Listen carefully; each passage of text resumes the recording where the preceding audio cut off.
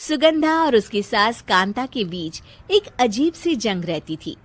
ये जंग थी किचन में कौन ज्यादा अच्छा काम करेगा और घर के सदस्यों के दिल जीतेगा। और उनकी इस जंग में हमेशा कुर्बान होते थे उनके दोनों पति। कैसे? आइए देखते हैं इस किचन पॉलिटिक्स की कहानी में। एक दिन किचन में, माँ जी, आज मैं बना रही हूँ मेथी की सब्जी। इस खाने से घर वालों के पेट की सारी समस्या खत्म हो जाएगी। और मैं बना रही हूँ तड़के वाली छाछ, जिसे पीते ही गैस की समस्या कभी नहीं होगी। दोनों अपने अपने खाने को लेकर टेबल पर पहुंच जाती हैं। तभी सुगंधा के ससुर उसकी बनाई सब्जी की तारीफ कर देते हैं।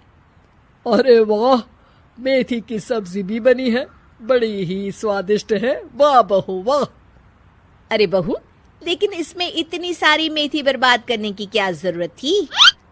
देखिए माँ जी, ये तो वो मेथी है जो आप रात में भिगोकर सुबह उसका पानी पीती हैं, और जो मेथी फेंक देती हैं उसी से मैंने ये सब्जी बनाई है। अरे वाह बहू, तुमने तो बड़ा ही समझदारी का काम किया। बस अब क्या था, कांता जी का तो मानो ये सुनकर खून ही सूख गया।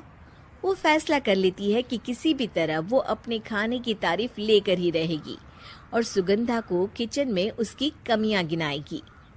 कांता फ्रिज खोलकर देख रही होती है और फिर सुगंधा से कहती है, अरे बहू, ये क्या, पूरा फ्रिज गंदा पड़ा है। तभी वहाँ सुगंधा का पति आ जाता है। वो सुगंधा को डांट कर कहता है, सुगंधा, तुम्हें कितनी बार कह रखा है कि वायरस फैल रहा है, साफ सफाई का पूरा ख्याल रखना है, लेकिन तुम किचन में इतनी गंदगी रखोगी तो कैसे चलेगा। सुगंधा सास की तरफ देखती है जहाँ वो मुस्कुरा रही होती है। सुगंधा समझ जाती है कि सास ने उससे बदला लेने के लिए ये सब किया है। दोनों रात के खाने की तैयारी में लग जाती हैं। दोनों ना एक दूसरे की तरफ देखती हैं और ना ही एक दूसरे से बातें करती हैं।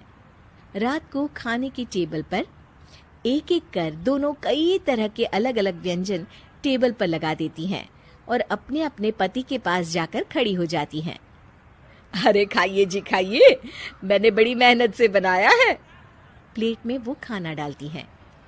सुगंधा भी दोनों की प्लेट में खाना डालते हुए कहती है, बड़ी ही मेहनत लगी है इस खाने को बनाने में। हाँ, दोनों को ना चाहते हुए भी सारा खाना खाना पड़ता है।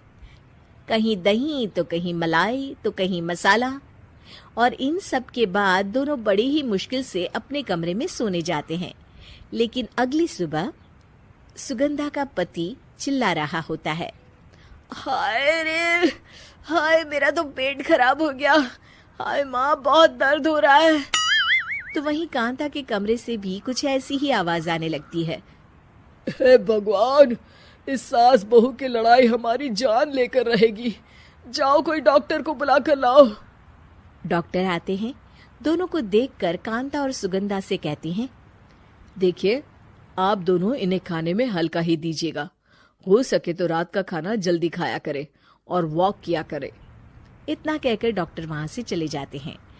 जिसके बाद एक बार फिर से दोनों बहुएं किचन में जाती हैं और खाना बनाने में लग जाती हैं।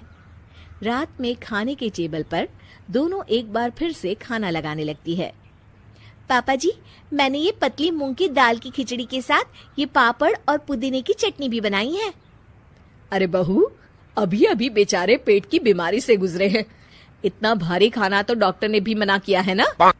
देखिए, मैंने आप दोनों के लिए सूप बनाया है। और दोनों उन लोगों की प्लेट में खाना डालने लगती हैं। तभी दोनों एक साथ बोल पड़ते हैं, बस करो, हमें माफ करो, हमें नहीं खाना इस घर में ना खिचड़ी और ना ही सूप। हम इंसान हैं, एक वक्त में एक ही खाना खा सकते हैं।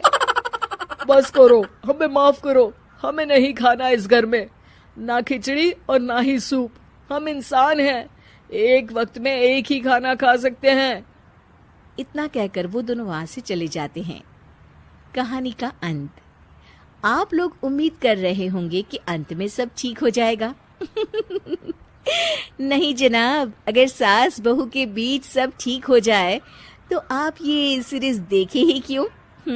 तो मजा लीजिए इस चैनल में सास बहू से जुड़ी कहानियों का, क्योंकि ये ऐसा रिश्ता है जिसकी मिठास उसकी खटास में हमेशा ज्यादा ही रहती है।